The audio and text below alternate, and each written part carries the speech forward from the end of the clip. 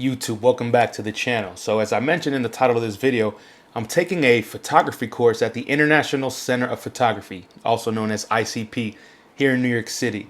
First time I've ever doing anything with regards to photography in terms of taking a class.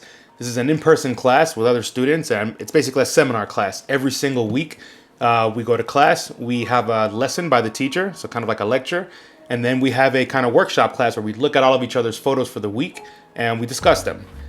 This class is focused on street portraiture. So you already know I like to do that a lot. So I go around New York City, talk to people, meet people, and get portraits of them. This class focuses explicitly on that, but it's a very open kind of topic in terms of street portraiture. So it doesn't have to be strictly the kind of stuff that I do. It can be literally anything, including candid street photography. But it's something I've really wanted to do for a while because although I think I've got some skill in doing street portraiture, I think it's time for me to start to, get feedback and also think about what I'm doing, why I'm doing it, and potentially even think about putting together a larger kind of initiative, a project, let's say. So taking a class is a great way to explore that and to start thinking in that direction. So I've been taking portraits every single week because every single week our assignment is to go to a new neighborhood in New York City and get portraits. So I'm actually going to show you some of the recent ones that I've done over the last couple of weeks. We're going to start with this one right here. This is my absolute favorite portrait that I've taken this entire season, let's say, the entire time that I've been taking a class. This was something that came up as I was riding the subway into Manhattan. And basically I'm on the overground subway line and the sun was shining through. It was maybe 4 o'clock or so. And this girl happened to be standing right near the windows. And immediately when I saw her, I saw the light, I saw the composition, it all made sense. And all I had to do was get up and muster up the, let's say, courage to go engage her and ask for a portrait. And it took me a couple minutes to decide to do it just because on the subway, I don't know, I don't like people watching me. But, it just looked like such a good composition that I had to do it. And I did it. And it was honestly very easy. Once I engaged her, I told her exactly what I was looking to do. I said, hey, I'd love to get your portrait. You look really cool standing here in this great light. And she smiled and said, of course. And the rest is history. So really happy I got up and did it because I was close to not doing it. Not so much because I was scared to talk to her, but I don't know. I don't like approaching people in the subway. Everybody could see what you're doing and it's a tight space. And sometimes I feel like I'm in the way. But again, super happy that I decided to get up and do it because this is my favorite portrait I've taken in a very long time. You know what's really funny? Somebody on Instagram commented that this looks like an AI portrait. And they didn't say that to kind of debunk my photo. They were just saying it kind of looked like that. And to be honest with you, I agree. Something about the lighting and then also the aggressive film grain and kind of like slight discoloration gives it that AI vibe. And this is actually Ektar 100 that I shot inside the train. The dynamic range of that scene was very aggressive because you got the harsh sunlight coming through the window. And then, of course, inside the train, it's just natural light that's kind of filling in and bouncing around. So you got very bright highlights and very kind of deep shadows. And Ektar was holding on for dear life in the shadows. Because of that, you see there's a lot of grain and noise in the shadows as I tried to pull up that exposure a little bit. So that gave it a really kind of aggressive, quote unquote, film look, which is kind of dumb to say because it is film to begin with. But visually, it kind of had the AI feeling. And that's a whole separate conversation, but I thought it was a really interesting comment because I agree with it. Let's look at some other portraits here. These are some of my favorites from the week.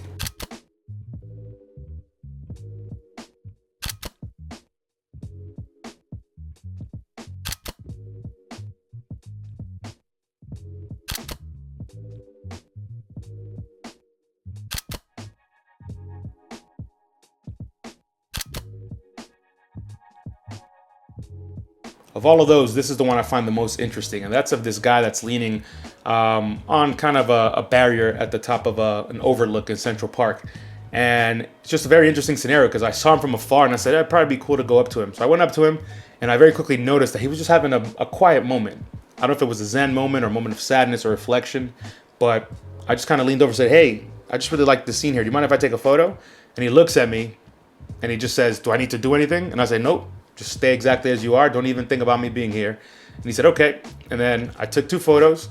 And then I was like, hey, do you want these photos? Like, give me your Instagram or something? And he's like, nope, I'm good. And it just, at that moment I was like, all right, let me get out of here. But it was very interesting interaction because, again, he just didn't seem to be caring about anything at that moment. He was just kind of having a moment in Central Park, enjoying the stillness, the quiet.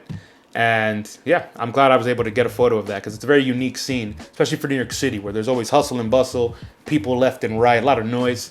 this guy was just having a very, very still moment. This video is brought to you by the New Classic Film web store. We got the best prices on the web for the color film that you really love. Cinestill 400D, Portra 400, and of course we got our own New Classic Easy 400 black and white film. So click on the link down below and go shopping. So in the last couple of weeks, I've also done some other portraits, not for my street photography class, but just for kind of personal things that I want to work on.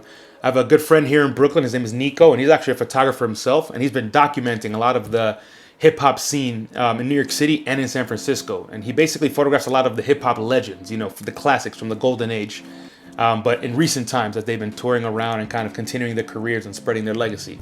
And he put on a show recently where he printed a bunch of big images of his best. Preparing for that exhibit, I basically said, hey, why don't we kind of go to a studio? You can get tons of prints of the potential images, spread them around the ground, you know, let's touch them, let's look at them, let's kind of see what you like. And then from there, you can decide what you want to put in your gallery. So I actually took portraits of him doing this, and I decided to make a little quick video about the experience. I have an emotional connection with picture, like even just flicking through them is like, I remember all this moment by looking at all of them. It hasn't been easy, you know, going over 90,000 photos and endless negative and scan them and re-edit them and look at them comprehensively. It's been fun though, like it's been an interesting process. My name is Nico and this is So Far Yet So Close. So I hope you enjoyed that. I'm trying to get it a bit more into videography, cinematography, whatever you want to call it. And that's one example of that. There's definitely some more other things that I'll be doing as well. But yeah, those are the last couple weeks for me in photography. I've been getting real busy doing a lot of photography. YouTube is fun, but YouTube is YouTube and photography is separate, even though they're obviously connected in some way. But I'm dedicating a lot of time to my actual photography, so please check out the links in the description below so you can see some better resolution images of the ones I showed you here. And of course, follow me on Instagram so you can actually continue to see my work as I post it in real time. But that's it for today. All right, y'all, to the next video. I'm out. All right, so I want to talk about this right here. This is a box I have full of prints. And I know this looks like it might be darkroom prints, but in fact, these are not darkroom prints. These are actually all digital prints that I've had made recently. So I want to talk about this because I've had a lot of fun doing this, and I actually think that everybody should be printing their work, whether it's digital prints, darkroom prints, it does not matter. The beauty of digital prints is that they are pretty cheap, cost effective, time effective. You know, you don't have to spend all this time in the dark room, and they're easy. You can do all your work in, you know, the computer and then print them.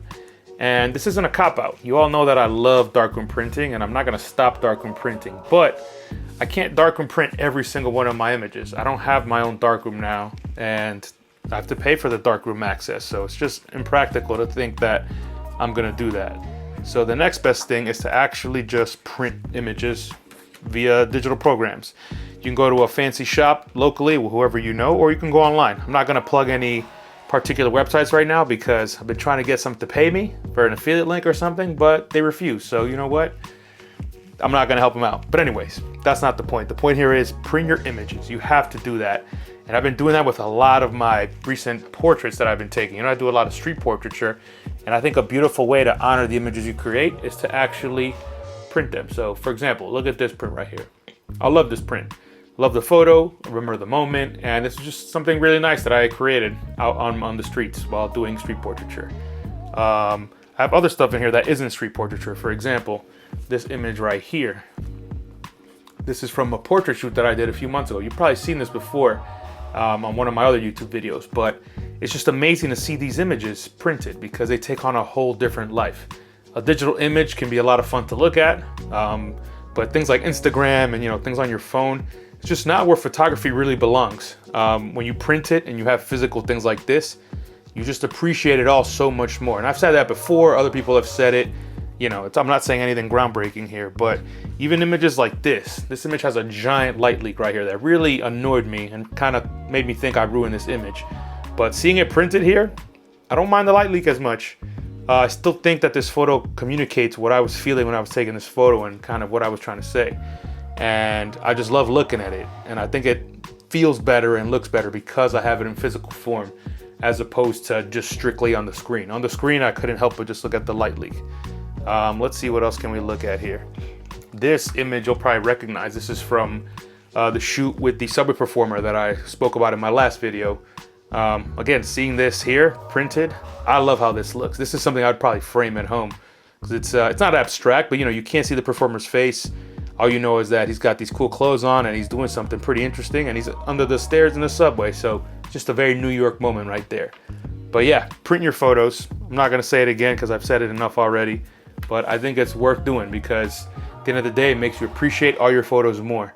And if you're someone who's going through something right now with photography in terms of not feeling good about your work, or feeling discouraged or not being inspired, printing images, such as everything you've seen here, at the very least, it's gonna make you enjoy your work.